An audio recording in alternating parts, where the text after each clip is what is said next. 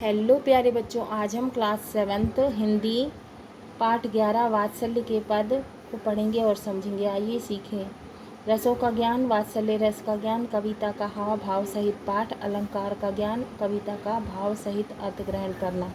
सूरदास। पहला है, मैया मोही ताऊ बहुत खिजायो, मोसो कहत मोल को लीनो, तो ही जसुमति कब जायो।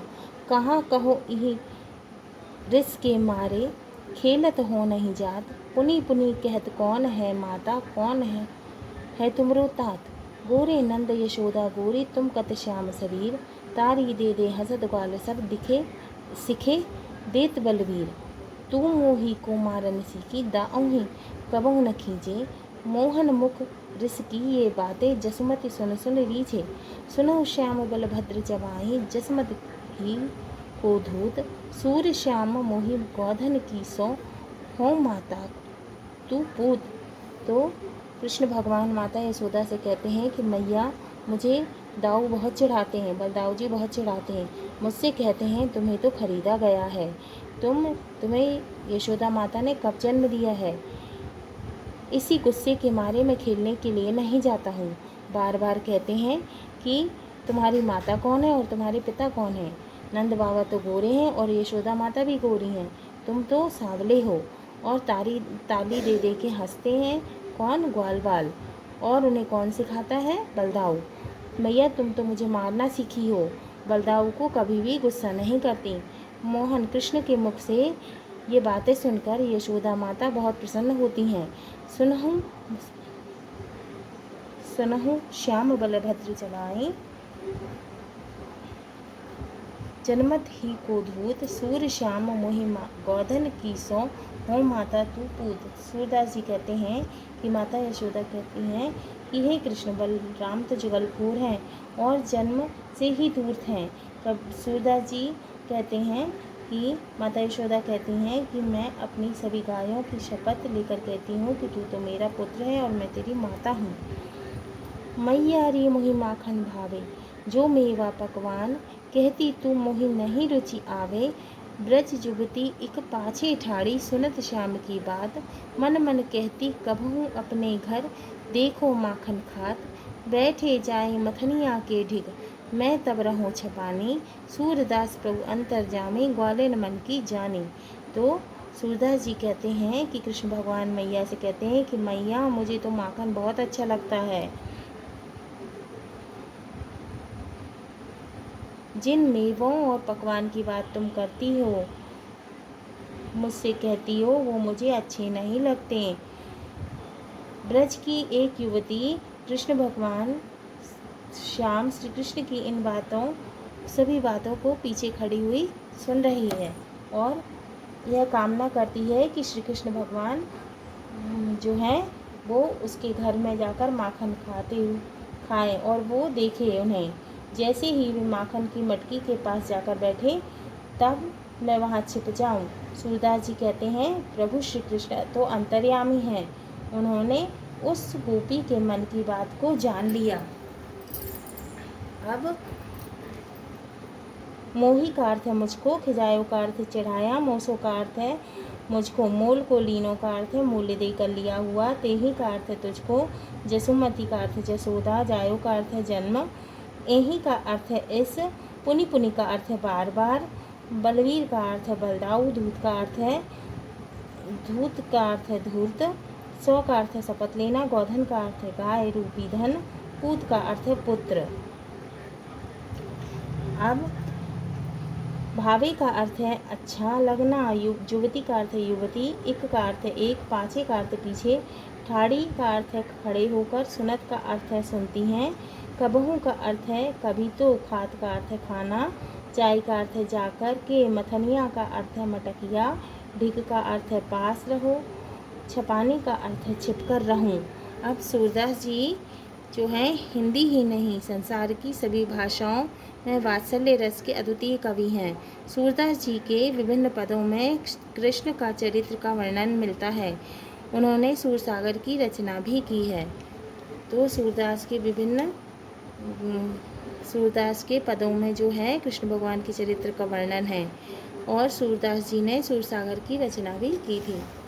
रस खान, तीसरा है रस खान। आज गई हुति भौ रही हो, रस खान रही कहीं नंद के भौ नहीं। जाको जियो जुग लाख करोड़, जसुमति को सुख जात कहो नाही। तेल लगाई लगाई के अंजन, भौहें बनाई बनाई निडो नहीं। डाली है मिले नहीं हार निहारत, बारह ज्यों पुचकारत छौ नहीं। तो आज मैं प्रातःकाल जो नंद बाबा के घर में मथनिया लेने के लिए गई थी, उनका पुत्र जो है वो लाख करोड़ साल जिए।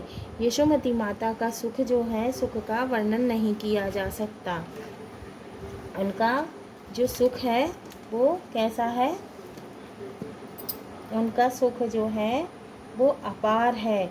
यशोदा जी बालक कृष्ण को तेल लगा रही हैं, मालिश कर रही हैं और काजल लगा रही हैं, भौएं बना रही हैं और मस्तक पर काला टीका लगा रही हैं। इसे किसी की नज़र से बचने के लिए मस्तक में एक और काला टीका लगा दिया जाता है और उन्हें बार बार निहार रही हैं। जैसे ही उस कोमल बालक श्री कृष्ण को उन्होंने पुचकारा और उन्होंने हेमेलनी यानी कि गले में धारण किए जाने वाला स्वर्ण अथवा चांदी का आभूषण भगवान कृष्ण को पहना दिया और बार बार उन्हें पुचकार रही हैं और हार और मालाओं को न्यौछावर कर रही हैं। तो गई हुती का अर्थ है गई हुई, रई का अर्थ है मथानी, भौनिही का अर्थ है भवन, करोड़ का अर्थ है करोड़, जियो का अर्थ है जीवित रहे, अंजन का अर्थ है काजल, टिंडोनही का अर्थ है काला टीका। रसखान कृष्ण भक्त थे। उन्होंने अपनी कृतियों में कृष्ण के विभिन्न रूपों का सुंदर वर्णन किया। उनकी रचनाओं में सुजान, रसखान, प्रेम वाटिका आदि प्रमुख हैं। तो रसखान कवि जो हैं वो कृष्ण भक्त थे। ध्यान से पढ़िए। मैया मोही दाऊ बहुत खिजायो, मोसो कहत मोल को लीनो, तो ही जसुमति कब जायो। अब बताइए यहाँ कौन किससे कह रहा है। तो यहाँ पहला है, यहाँ कौन किससे कह रहा है, कृष्ण भगवान अपनी माता से कह रहे हैं। दूसरा, इसमें माता और पुत्र के बीच कौन सा भाव प्रतीत या जागृत हो रहा है। तो स्नेह का भाव प्रतीत या जागृत हो रहा है। अब जानिए, यहाँ जहाँ पुत्र या शिशु के प्रति स्नेह भाव का वर्णन हो वहाँ वात्सल्य रस होता है। इसके अतिरिक्त गुरु शिष्य के बीच का स्नेह भी वात्सल्य रस से में आता है। अब रस है, किसी कविता को पढ़ते या सुनते समय हमें आनंद की जो अनुभूति होती है उसे रस कहते हैं। साहित्य में इसे रस कहा जाता है। रस के प्रकार, रस के कितने प्रकार होते हैं। रस काव्य में रस के 10 प्रकार हैं तथा प्रत्येक रस का एक एक स्थायी भाव। मनुष्य के मन में जो स्थायी रूप से स्थित भाव है वो क्या है, स्थायी भाव। रस कितने हैं, 10। श्रृंगार रस का स्थायी भाव रति, हास्य रस का स्थायी भाव हास या हंसी, करुण रस का स्थायी भाव शोक, रौद्र का स्थायी भाव क्रोध, वीर का स्थायी भाव उत्साह, भयानक का स्थायी भाव भय, अद्भुत का स्थायी भाव विस्मय या आश्चर्य, विभत्स का जुगुप्सा या घृणा, शांत का स्थायी भाव शम या निर्वेद, वात्सल्य का स्थायी भाव वत्सल। समास के भेद।